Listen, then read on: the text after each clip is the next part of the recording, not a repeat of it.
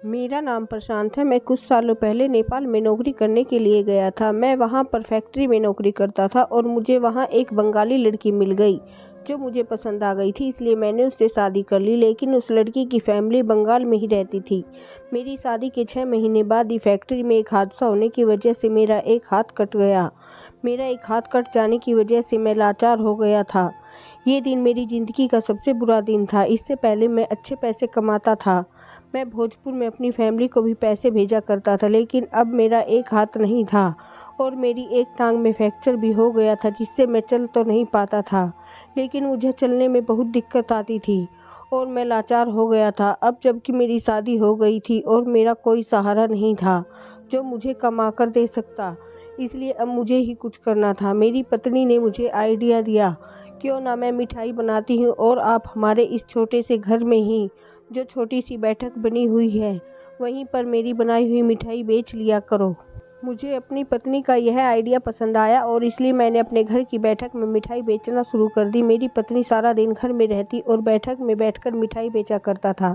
मुझे यह काम शुरू में लगभग 1 हफ्ता हो गया था, लेकिन मेरी सारी मिठाई रखी की रखी रही। मैंने अपनी पत्नी से कहा कि शुद्ध मिठाई बनाया करो, मिठाई में कभी मिलावट मत करना, क्योंकि मैं बहुत ईमानदार इंसान था। मैं बासी मिठाई अपने कस्टमर को नहीं बेचना चाहता था। मेरी पत्नी कहती कि अगर हम मिठाई फ्रिज में नहीं रखेंगे तो मिठाई खराब हो जाएगी। मेरी पत्नी ने सारी मिठाई ली और मोहल्ले के सारे बच्चों में बांट दी।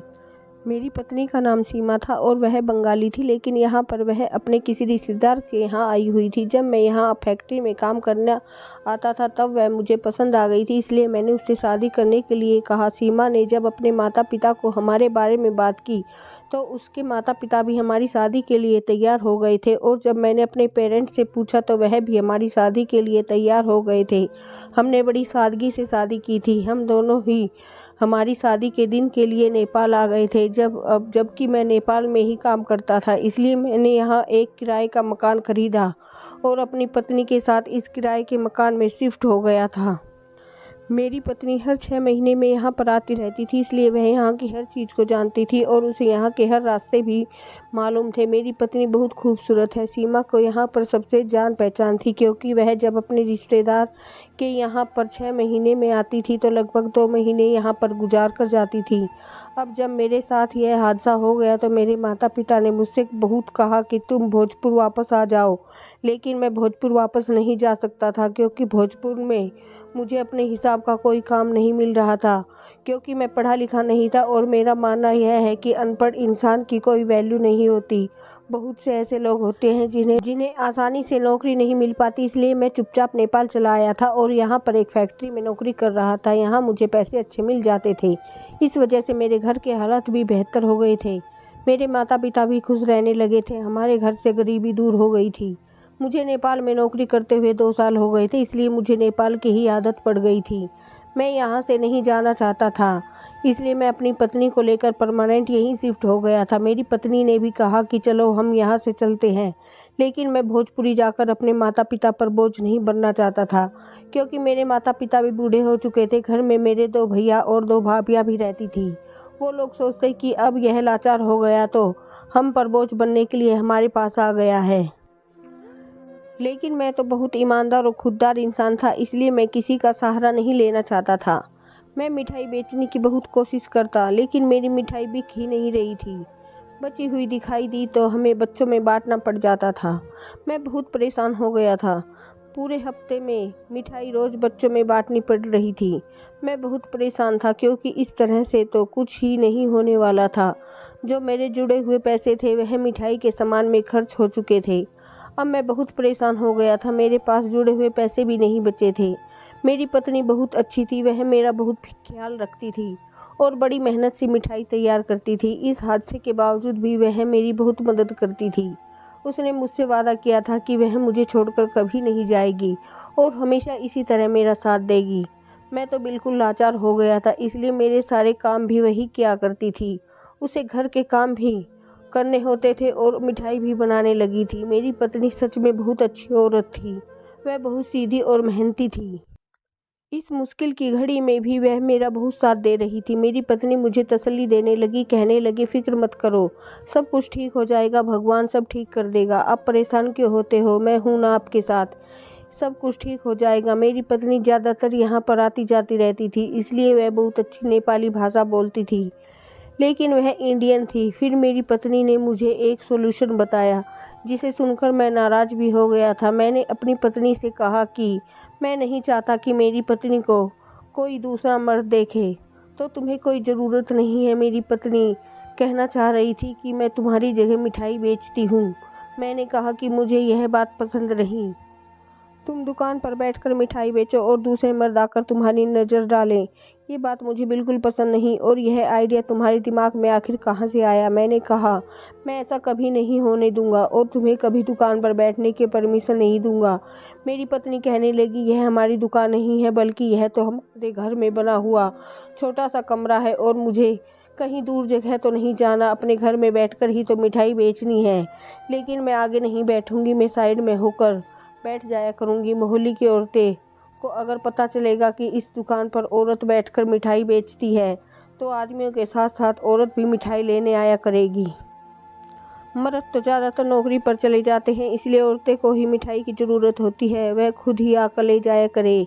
मेरी पत्नी की यह बात तो बिल्कुल सही थी। औरत को देखकर औरत दुकान पर मिठाई लेकर चली जाएगी, और हमारे मोहल्ले में वैसे भी औरतों को सामान लेने की बहुत दिक्कत होती थी।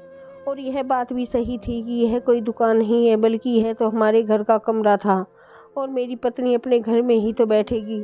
फिर भी मुझे यह बात पसंद नहीं थी, लेकिन हालात के बारे में सोचते हुए मैंने अपनी पत्नी को परमिशन दे दी। फिर अगले दिन मुझे खबर मिली कि बंगाल से मेरी पत्नी की बहन रेनू आ रही है। वो मेरी तबीयत देखने के लिए आ रही थी। वो कुछ देर अपनी बहन के साथ बैठी रही, उसके बाद मेरे पास बैठकर मेरे से बातें करती रही। रेनू मेरी पत्नी की बड़ी बहन थी। मेरी पत्नी ने अपनी बहन को सुनाना शुरू कर दिया। मैं यही सोच रहा था कि मेरी साली सोचेगी कि यह लड़का हमारी बहन को परेशान रख रखा है। जब मेरी पत्नी ने अपनी बहन को बताया कि वह मिठाई की दुकान पर बैठना चाहती है, तो उसकी बहन को भी इस बात पर कोई ऐतराज़ नहीं हुआ। वो कहने लगी, अगर यह दुकान पर बैठ जाएगी तो कोई बात नहीं है, और वैसे पत्नी की तो पति के बुरे हालात में वक्त में काम आती है। अगर वह आपका साथ दे रही है तो इसमें क्या बुरी बात है? और फिर अगर आपकी पत्नी ही आपका साथ नहीं देगी तो फिर आपका साथ कौन देगा? क्योंकि इस अनजान शहर में आपका कोई भी नहीं है। मैं तो अभी भी आपसे यही कहती हूँ कि आप इस शहर से क्या तो बंगाल आ जाओ, या फिर भोजपुर में अपने माता पिता के पास चले जाओ। अगर आपको अच्छा नहीं लगता सीमा को दुकान पर बैठाना, तो फिर आपको जो ठीक लगे आप वह कर लो। आप दोनों अपनी मर्जी के मुताबिक जैसा ठीक लगे वैसा कर सकते हैं। हमें तो कोई परेशानी नहीं है इस बारे में। किसी को नहीं बताएंगे कि सीमा दुकान पर बैठती है। मेरी साली ने मुझे अच्छी तरह से समझा दिया था। फिर मैंने सोचा कि चलो मैं अपनी पत्नी को परमिशन दे देता हूँ। मेरी साली 2 दिन से हमारे घर में ठहर कर जाने लगी, तो जाते जाते उसने अपनी बहन से कहा कि वह अगले महीने फिर आएगी हमारे घर। मैंने अपनी पत्नी से कहा कि सब ठीक तो है, तुम्हारी बहन इतनी जल्दी बंगाल से नेपाल क्यों आएगी? तुम्हें उससे क्या कोई पर्सनल काम है, या फिर तुम्हारी बहन को तुमसे कोई काम है? तो मेरी पत्नी कहने लगी, नहीं ऐसी कोई बात नहीं है, दरअसल मेरी दीदी का देवर यहाँ पर काम करता है, इसलिए वह अपने देवर के पास कभी कभी आ जाती है। इसलिए वह कहने लगी कि कभी कभी हमसे भी मिलने आ जाया करेंगे। मैंने अपनी पत्नी से कहा कि चलो ठीक है, यह तो अच्छी बात है, क्योंकि मैं तो अभी कहीं जाने की हालात में नहीं था। डॉक्टर ने मुझे सफ़र करने के लिए मना किया था, और फिर मेरी हालत इतनी बुरी है कि मैं सफ़र कर भी नहीं सकता था, और अपनी पत्नी को उसके मायके वालों से भी नहीं मिलवाने के लिए लेकर जा सकता था। अच्छी बात थी कि उसके मायके वाले खुद यहाँ आने लगे थे। इसमें मेरा ही फ़ायदा था कि मेरी पत्नी अपने घर वालों को यहीं पर मिलेगी, मुझे अपने मायके जाने की जिद नहीं करेगी। अगले दिन मैंने अपने एक दोस्त को फ़ोन किया और उससे कुछ पैसे उधार मांगे, क्योंकि मेरे पास मिठाई बनाने के सामान के लिए अब बिल्कुल पैसे ख़त्म हो चुके थे।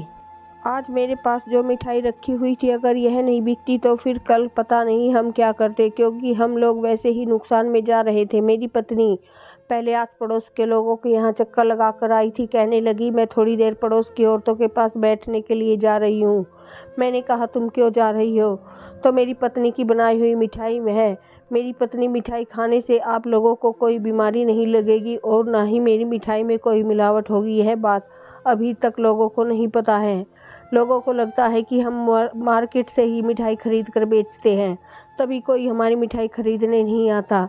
जब लोगों को यह बात पता चलेगी कि यह घर की बनी हुई मिठाई है और शुद्ध मिठाई है, तो लोग खुद चलकर हमारे पास आएंगे और हमारी मिठाई को टेस्ट करेंगे। जब टेस्ट करेंगे तो उन्हें मिठाई बहुत पसंद आएगी। उसी के बाद हमारी मिठाई की बिक्री होने लगेगी। और सबसे अच्छी बात यह है कि जब औरतों को पता चलेगा कि मैं मिठाई बेच रही हूँ, तो औरतें भी यहाँ पर मिठाई लेने के लिए आ जाया करेगी। हमें अपनी मिठाई की थोड़ी बहुत पब्लिसिटी तो करनी ही होगी ना, तभी तो हमारा काम चलेगा। मेरी पत्नी सिर्फ हमारे मोहल्ले के ही कुछ घरों में गई थी, उसके बाद वापस आ गई और उसके बाद मेरी पत्नी कहने लगी कि आप मेरे लिए भगवान से प्रार्थना करो कि आज यह मिठाई बिक जाए, सब कुछ ठीक हो जाएगा, हमारे घर के हालात भी बेहतर हो जाएंगे। थोड़ी देर बाद मेरी पत्नी मिठाई की दुकान पर बैठ गई। एक कस्टमर औरत आई तो मेरी पत्नी ने उसे मिठाई दी और औरत लगभग 2 किलो मिठाई खरीद कर ले गई थी। मेरी पत्नी इस बात से बहुत खुश हुई। मैंने उससे कहा कि एक कस्टमर से काम नहीं चलेगा। आज अगर हमारी यह सारी मिठाई नहीं बिकी तो फिर हमें यह मिठाई बच्चों में बांटनी पड़ेगी और कल की मिठाई बनाने के लिए हमारे पास पैसे भी नहीं बचेंगे। भगवान से मैं यही प्रार्थना करता हूँ कि हमारी आज सारी ही मिठाई बिक जाए ताकि हम नुकसान में ना जाएं। मैं बैठे बैठे बहुत थक गया था और टेंशन की वजह से मेरे सर में बहुत दर्द हो रहा था, इसलिए मैं आराम करने के लिए कुछ देर अपने कमरे में जाकर लेट गया और अपनी पत्नी से कहा कि तुम दुकान का ध्यान रखना। मैं जब तक आराम करने के लिए लेट गया तो मुझे नींद आ गई। अचानक जब मेरी आंख खुली तो मुझे सोते हुए 3 घंटे हो गए थे। मैं घबरा कर लंगड़ाता हुआ अपनी दुकान पर गया। मैं यही सोच रहा था कि आज भी मिठाई नहीं बिकी होगी। मैं अपनी बैठक में गया और पत्नी से कहने लगा, क्या हुआ, आज भी मिठाई नहीं बिकी होगी? तो मेरी पत्नी खड़ी हुई और मुस्कुराने लगी, कहने लगी, नहीं ऐसा कुछ नहीं है, आज मैंने सारी मिठाई बेच दी है। मेरी पत्नी ने सारे पैसे उठाकर मेरी तरफ बढ़ाने लगी। मुझे तो देखकर हैरानी हुई। मैं जब दुकान की तरफ नज़र घुमाई तो दुकान की सारी मिठाई ख़त्म हो चुकी थी। यह बात सच थी कि मेरी पत्नी ने सारी मिठाई बेच दी थी और वह उसी की बिकी हुई मिठाई के पैसे मुझे दे रही थी। मैं हैरान रह गया था कि इन दिन 3-4 घंटे मेरी दुकान खाली हो गई। मेरी दुकान की सारी मिठाई बिक चुकी थी। मुझे लग रहा था कि मेरी पत्नी मजाक कर रही है या फिर मैं कोई सपना देख रहा हूँ, लेकिन जब मैंने दुकान की तरफ देखा तब यकीन करने के अलावा और कोई चारा भी नहीं था। मिठाई के सारे बर्तन खाली पड़े हुए थे और पैसे भी उतने ही थे जितने आज की सारी मिठाई के बनते थे। हमारी सारी मिठाई लगभग 8,000 की बिक गई थी। मेरी पत्नी ने कहा कि इनमें से आधे पैसे मुझे दे दो ताकि मैं कल की मिठाई बनाने का सामान ला सकूं। मैंने आधे पैसे अपनी पत्नी को दे दिए और मेरी पत्नी खुद सामान लेने के लिए घर से निकल गई। मैं बड़ा हैरान था कि आज हमारी सारी मिठाई कैसे बिक गई। अब हर दिन ऐसा ही होने लगा। जब मेरी पत्नी दुकान पर मिठाई बेचने के लिए बैठती तो सारी मिठाई बिक जाती। मेरी पत्नी के पास औरतें और मर्द दोनों ही मिठाई खरीदने के लिए आते थे। लोग काफ़ी खुशी खुशी मिठाई लेकर जाने लगे थे और हमारी मिठाई की दुकान पर भीड़ लगी रहती थी। हमारे घर के हालात सुधरने लगे थे। हमारे पास काफ़ी पैसा इकट्ठा रहने लगा था। इसके बाद मेरी पत्नी काफ़ी ज़्यादा सामान लेकर आई और सारी रात किचन में खड़े होकर मिठाई बनाती, लेकिन मेरी पत्नी डब्बे में ही मिठाई रखकर उसको पैक करके दिया करती थी। मेरी पत्नी का कहना था कि हम कस्टमर को खुली हुई मिठाई नहीं देना चाहते क्योंकि खुली हुई मिठाई पर कीड़े बैठते हैं जिनसे बीमारियां फैलती है। मेरी पत्नी भी बहुत समझदार हो गई थी। हमें लगभग 5 महीने हो गए थे, लेकिन हर महीने मेरी साली भी आती थी। वो हमारे घर इस काम से बहुत खुश हुई थी। मेरी साली कहने लगी कि हमें बहुत खुशी है कि आपके घर के हालात बदल गए हैं और आप दोनों ने मेहनत करके अपने घर की गरीबी को ख़त्म कर दिया, वरना तो लोग इस तरह का हादसा होने के जाने के बाद अपने अंदर की हिम्मत को ख़त्म कर देते हैं और अपने रिश्तेदारों से उम्मीद लगाने लगते हैं। आप दोनों ने तो खुद मेहनत करके सब कुछ ठीक कर लिया है, ये तो बहुत अच्छी बात है। मेरी साली बहुत खुश हुई थी। वह हर महीने हमारे घर आने लगी थी। एक दिन मेरी साली घर आई हुई थी और वह दोनों दूसरे कमरे में बैठी हुई आपस में बातें कर रही थी। तभी अचानक मैं उनके कमरे में चला गया। मैंने देखा कि मेरी साली अपनी बहन को एक छोटा सा कट्टा दे रही थी। जैसे ही मैंने अंदर गया, अचानक मेरी साली ने उस कट्टे को छुपा दिया। उन दोनों की नज़र जैसे ही मुझ पर गई तो मेरी पत्नी घबरा गई और उससे अपनी बहन को इशारा किया और मेरी पत्नी ने मुझे बातों में लगा लिया। मेरी साली बड़ी शातिर थी। वह चुपचाप उस कट्टे को उठाकर ऊपर वाले कमरे में लेकर चली गई। मैंने अपनी पत्नी से पूछा कि इस कट्टे में क्या है, तो मेरी पत्नी कहने लगी, दीदी का कुछ पर्सनल सामान है, वह ऊपर स्टोर में रखने जा रही है। उन दोनों को शायद पता नहीं था कि मैं उनकी चालाकी समझ गया था। वह दोनों मुझे कुछ छुपा रही थी। उस कट्टे में कुछ जरूर ऐसा था कि वह मुझे नहीं बताना चाह रही थी। हमारा स्टोर रूम ऊपर बना हुआ था। मैं ठीक से चल नहीं पा रहा था, इस वजह से मैं सीढ़ियों तक नहीं चढ़ सकता था। मेरी पत्नी और साली दोनों ही मुझसे झूठ बोल रही थी। मैं चाहता था कि ऊपर जाकर देखूं इस कट्टे के अंदर क्या है, लेकिन मेरी मजबूरी थी कि मैं सीढ़ियाँ नहीं चढ़ सकता था। जब मेरी साली नीचे उतर कर आई तो मैंने उससे भी यही सवाल किया कि तुम स्टोर रूम में क्या रख कर आई हो, तो उसने भी यही कहा कि इसमें मेरा कुछ पर्सनल सामान है, जब मैं अपने घर जाऊंगी तो इसे ले जाऊंगी। मैंने कहा, ऐसा कौन सा पर्सनल सामान है जो सिर्फ स्टोर रूम में ही रखा जा सकता है। मेरी पत्नी और मेरी साली दोनों ने मुझे बातों में लगा लिया और बातों बातों में मुझे ऐसा कर दिया कि मैं उस कट्टे की बात को बिल्कुल भूल गया। लेकिन रात के टाइम ही मुझे पता चला कि 1 घंटे बाद मेरी साली बंगाल जा रही है। जब मेरी साली चली गई तो मैं अपनी पत्नी से कहा कि वह अपना पर्सनल सामान नहीं लेकर गई, तो मेरी पत्नी ने कहा कि नहीं, शायद वह अपना सामान भूल गई है, कोई बात नहीं, अगली बार आएगी तो ले जाएगी। जबकि मैं अच्छी तरह समझ गया था कि उस कट्टे के अंदर कोई पर्सनल चीज़ नहीं है, वह एक छोटा सा कट्टा था। अगर उस कट्टे के अंदर मेरी साली का पर्सनल सामान था तो फिर वह अपने पर्सनल सामान को यहाँ भूलकर कैसे जा सकती थी। वैसे मेरी साली बहुत अच्छी थी। वह हर बार मेरी फिक्र करती थी और अपने पति के साथ ही हमारे घर आई थी। लेकिन हर बार की बार न जाने ऐसा क्या हुआ कि अब वह अकेले ही बंगाल से नेपाल आने लगी थी। लेकिन मेरे दिमाग में सिर्फ यही बात घूम रही थी कि उसने जो कट्टा मेरी पत्नी को दिया था उसके अंदर ऐसा क्या था। वह दोनों मुझसे कुछ छुपा रही थी। मेरी पत्नी ने हर बार मुझे बातों में लेने की कोशिश की, लेकिन मैं समझ गया कि ज़रूर कुछ न कुछ गड़बड़ है उस कट्टे के अंदर। ऐसा क्या है कि वह मेरी पत्नी के लिए उस कट्टे के अंदर राशन तो नहीं लेकर आई थी। मुझे अपनी ससुराल वालों से कोई मदद नहीं लेनी थी। मैं कोई बेवकूफ़ इंसान नहीं था और ना ही मैं अपने ससुराल वालों से कोई सहारा लेना चाहता था। राशन तो यहाँ भी मिल सकता था, तो फिर मेरी पत्नी की बहन बंगाल से ही राशन क्यों लेकर आएगी। मैंने अपनी पत्नी को अच्छी तरह समझाया हुआ था कि मुझे कभी भी तुम्हारे मायके वालों से कोई मदद नहीं चाहिए।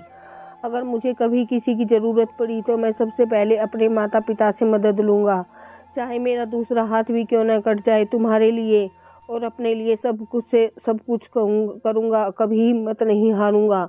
अब मैं धीरे धीरे थोड़ा बहुत चल सकता था, क्योंकि मेरी टांग का फ्रैक्चर को थोड़ा थोड़ा फर्क होने लगा।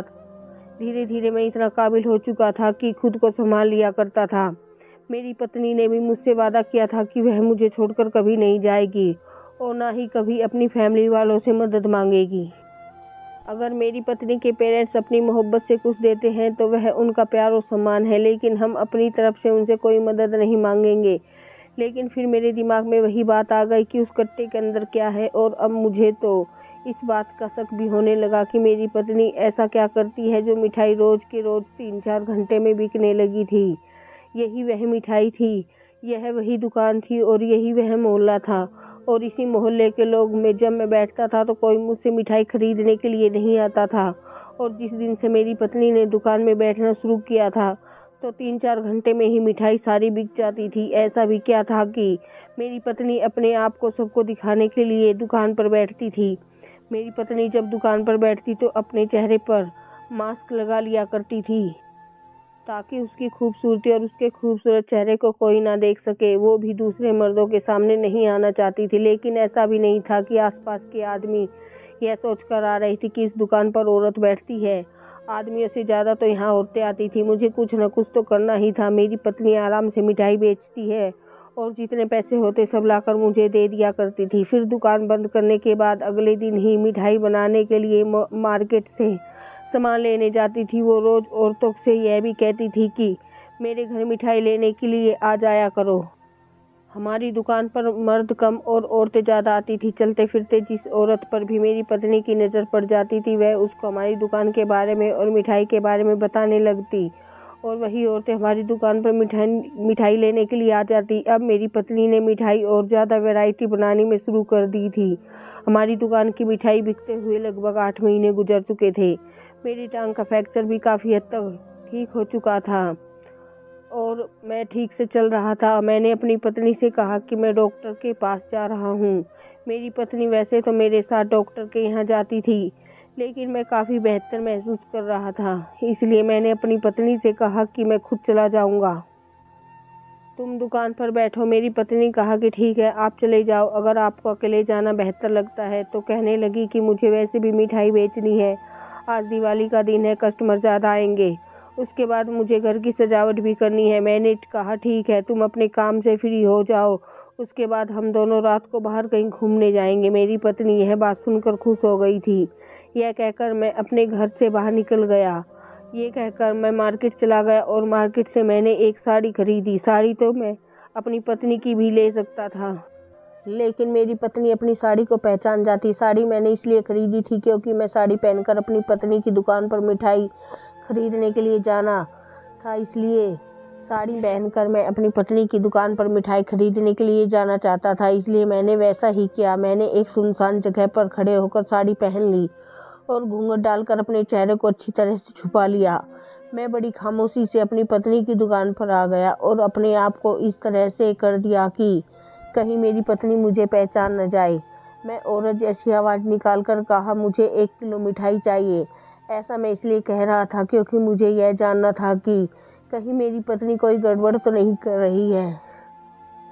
अगर उसने मुझसे पैसे ले लिए और मुझे मिठाई दे दी तो मैं समझ जाऊंगा कि मामला क्या है। वैसे मुझे अपनी पत्नी पर ज़्यादा शक नहीं करना चाहिए था, लेकिन शक की मैं एक औरत हूँ। तभी अचानक मेरी पत्नी ने कहा कि आपकी 1 किलो मिठाई पैक कर दी है, इसके अलावा वो आपकी कितनी देनी है। मैंने कहा कि क्या कितनी देनी है, तो मेरी पत्नी कहने लगी 1 किलो देनी है या 2 किलो।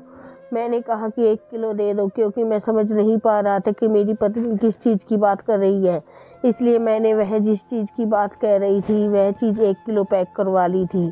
मैं पैसे देकर वापस आ रहा था तो मेरी पत्नी कहने लगी, आप दोबारा वापस आना, आपको यह चीज़ बहुत पसंद आएगी, क्योंकि यह प्योर माल है। और ये सामान लेकर अपने दोस्त के घर चला गया। वहाँ जाकर मैंने उसके कमरे में बैठकर जब वह सामान खोला तो मिठाई के डब्बे में तो मिठाई ही मौजूद थी, लेकिन जब मैं दूसरा वाला डब्बा खोला तो मैं हैरान रह गया कि वह डब्बे के अंदर 1 किलो फिटकरी मौजूद थी। मेरा दोस्त भी वहीं पर मौजूद था और मेरा दोस्त उस फिटकरी को देखकर हैरान रह गया, जबकि मैं फिटकरी को देखकर हैरान नहीं हुआ था, क्योंकि फिटकरी तो एक नॉर्मल सी चीज़ है। मेरे दोस्त ने कहा कि तुम यह क्या चीज़ उठा कर लाए हो, तुम इसे मेरे घर से ले जाओ वरना यहाँ पर पुलिस आ जाएगी। मैंने तो यह तो फिटकरी है और फिटकरी होने से किसी के घर में पुलिस कैसे आ सकती है। मेरा दोस्त कहने लगा, तुम पागल हो गए हो, तुम्हें नहीं पता कि यह कोई मामूली फिटकरी नहीं है, यह ऐसी फिटकरी है जिससे औरतें नशा करती है। मेरे दोस्त ने कहा कि तुम्हारी पत्नी दुकान में बैठकर गलत काम कर रही है। इसका मतलब यह है कि तुम्हारी पत्नी अगर गैर कानूनी काम कर रही है तो अभी यह शायद पुलिस को इस बारे में नहीं पता है कि तुम्हारी पत्नी यह चीज़ अपनी दुकान पर बेच रही है। अगर पता चला तो पुलिस तुम्हें और तुम्हारी पत्नी को गिरफ्तार कर लेगी और इतनी लंबी सज़ा होगी, तुम कभी जेल से रिहा नहीं हो सकोगे। ये सुनकर तो मैं घबरा गया था और मेरा पूरा शरीर काँपने लगा था, क्योंकि मैं बहुत ईमानदार आदमी था। मैं कभी बेईमानी वाले काम को नहीं करता था। और फिर यह मेरी पत्नी क्या कर रही थी, लेकिन मैं सोच में पड़ गया कि मेरी पत्नी के पास यह फिटकरी कहाँ से आई थी। फिर मेरे दिमाग में काम किया और मैं समझ गया कि हर महीने मेरी साली मेरे घर आती है और वह कट्टा लेकर आती है। शायद उस कट्टे के अंदर यही फिटकरी होती है और उस दिन भी उस कट्टे के अंदर यही फिटकरी होगी। ये चीज़ वह बंगाल से लेकर आ रही थी। मेरे दोस्त ने बताया कि यह फिटकरी यहाँ पर कहीं नहीं मिलती, यह सिर्फ दूसरे शहरों में ही पाई जाती है, क्योंकि नेपाल में फिटकरी बैन है और कोई भी फिटकरी का व्यापार नहीं कर सकता, क्योंकि यह मामूली फिटकरी नहीं है। एक फिटकरी ऐसी फिटकरी है जिसको पानी में मिलाकर पीने से इसका नशा किया जाता है। मेरे दोस्त ने बताया कि इस फिटकरी की एक ख़ास बात यह है भी कि जो भी औरत यह फिटकरी पानी में मिलाकर पीती है उसे कभी प्रेगनेंसी नहीं रहती। इसलिए इस फिटकरी का ऐसी औरतें सेवन करती हैं जिन्हें बच्चा नहीं चाहिए होता है। मैंने सोचा तभी तो हमारी दुकान पर ज़्यादातर औरतों की भीड़ लगी रहती। इसका मतलब यह था कि मेरी पत्नी और उसकी बहन यह दोनों मिलकर इस काम को अंजाम दे रही थी। और जो मेरी साली मेरी पत्नी के लिए कट्टा लेकर आई थी वो इसी फिटकरी का कट्टा था। और वो ये चीज़ें बंगाल से लेकर आ रही थी और दोनों मिलकर मेरी आंखों में धूल झोंक रही थी। मिठाई के साथ इस तरह की चीज़ बेचना कोई अच्छा काम नहीं था। मैं तो इस फिटकरी को वही मामूली फिटकरी समझ रहा था जो कि हम लोग इस्तेमाल करते हैं। लेकिन जब मुझे पता चला कि यह कोई मामूली फिटकरी नहीं बल्कि यह नशा करने वाली फिटकरी है तो यह सुनकर मेरे पैरों तले ज़मीन निकल गई। और अब मुझे कुछ भी करके इस गलत काम को रोकना था। लोग हमारे यहाँ मिठाई लेने के बहाने के साथ इसी चीज़ को खरीदने आते थे। इसका मतलब यह था कि मेरी मिठाई की दुकान पर सारी नशा करने वाली औरतें आ रही थी। और या फिर कुछ ऐसी औरतें जिनको प्रेगनेंसी नहीं चाहिए थी। वो औरतें अपने घर वालों से कहती होगी कि हम मिठाई लेने जा रहे हैं, जबकि वो औरतें यह गलत फिटकरी लेने आई थी। उन्हें मिठाई भी मिल जाती थी अगर फिटकरी को भी खरीद लिया करती थी। इस फिटकरी के पैसे मेरी पत्नी मुझे नहीं देती, शायद अपने पास संभाल कर रख रही थी। लेकिन मिठाई के पैसे तो वह मुझे रोज़ दे दिया करती थी। मैंने अपना सर पकड़ लिया और मेरा दोस्त कहने लगा, अब मुझे कुछ भी करके इस काम को बंद करवाना होगा, क्योंकि अगर धोखे से भी पुलिस को इस बात की खबर लग गई कि यह है कि पुलिस तुम्हारे घर को सील कर देगी और तुम दोनों पति पत्नी को जेल में डाल देगी। अपने दोस्त की बात सुनकर तो मैं और भी ज़्यादा घबरा गया था। मेरे दोस्त ने कहा कि फिटकरी की यह वाली फिटकरी नेपाल में बैन है, इसलिए तुम्हारी पत्नी यह फिटकरी यहाँ पर ज़्यादा पैसों में बेच रही है। मैंने सोचा कि यह एक बहुत गैर कानूनी काम है और मैं ठहरा इज्जतदार आदमी, इसलिए मैं इस तरह का गलत काम कभी नहीं होने दे सकता। मैं फ़ौरन ही घर गया और अपनी पत्नी से जाकर सवाल किया कि तुम्हारी बहन हर महीने हमारे घर क्यों आती है और क्या लेकर आती है। सवाल सुनकर मेरी पत्नी चौंक गई और कहने लगी, दीदी तो मेरे लिए कुछ भी नहीं लाती है और वह सिर्फ मुझसे मिलने ही हर महीने मेरे घर आती है। मेरी पत्नी साफ झूठ बोल रही थी। मैंने अपनी पत्नी को सारी बात बता दी कि आज मैं भेष बदलकर तुम्हारी सच्चाई जान ली है कि तुम क्या बेचती हो। मेरी बात सुनकर मेरी पत्नी ने सब कुछ एक्सेप्ट कर लिया और कहने लगी कि मैं कई दिन दुकान पर बैठकर देख लिया था कि कोई कस्टमर नहीं आ रहा था और हमारी मिठाई खरीदने के लिए, जबकि मैंने मिठाई बनाने में इतनी मेहनत की कि मैं इतनी मेहनत से मिठाई बनाती और साफ़ सफाई का भी बहुत ध्यान रखती थी और चाहती थी कि लोगों को शुद्ध मिठाई मिल सके। मैं लोगों को यकीन दिलाया कि हमारी मिठाई शुद्ध मिठाई होती है, इसमें किसी तरह की कोई मिलावट नहीं है। लेकिन किसी को मेरी बात पर यकीन नहीं आया और कोई कस्टमर भी हमारी दुकान पर नहीं आया। फिटकरी का इस्तेमाल प्रेगनेंसी रोकने के लिए भी करती है, इसलिए मैंने सोचा क्यों न मैं वह वाली फिटकरी मंगा लूँ और यहाँ पर बेचूँ तो हमें कुछ फ़ायदा होने लगेगा। अपनी बहन को फ़ोन किया और इस फिटकरी का नाम बताया तो मेरी बहन बंगाल से यह फिटकरी लेकर यहाँ आ गई। और यही वजह है कि दूसरे शहर में फिटकरी सस्ती मिलती है और हमारे शहर में महंगी मिलती थी। इसलिए मेरी बहन हर महीने कट्टे में फिटकरी भेजती थी जो मुझे सस्ती पड़ती थी। मैंने अपनी पत्नी को डांट लगाई और कहा कि तुम इस तरह की गलत चीज़ की तारीफ कर रही हो, तुम्हें शर्म नहीं आती इस तरह का काम करते हुए। मेरी पत्नी कहने लगी, अगर हमें फिटकरी बेचने से फ़ायदा हो रहा है तो इसमें कौन सी बड़ी बात है। मैंने अपनी पत्नी से कहा कि हमारी वजह से लोग नशा कर रहे हैं। सरकार ने नेपाल में फिटकरी को इसलिए बैन किया है क्योंकि यहाँ के लोग गलत संगत में न जा सके, और यही काम अगर तुम करोगी तो यहाँ के लोग फिर से गलत संगत में जा रहे हैं। तुम्हें पता है इस चीज़ का नशा करने से इंसान की मौत के करीब तक पहुंच जाता है, लेकिन मैं तुम्हें यह काम हरगिज नहीं करने दूंगा। मैंने अपनी पत्नी से कहा, अगर मेरे भाग्य में पैसा होगा तो मुझे मिल जाएगा, लेकिन ऐसे गलत तरीके से मुझे पैसा कभी नहीं कमाना। आज के बाद तुम यह काम नहीं करोगी और अगर तुमने यह काम किया तो मैं तुम्हें खुद पुलिस के हवाले कर दूंगा। मेरी यह बात सुनकर मेरी पत्नी घबरा गई थी। कहने लगे कि हमारे घर में तो बहुत सारी फिटकरी मौजूद है, अब मैं इसका क्या करूंगी।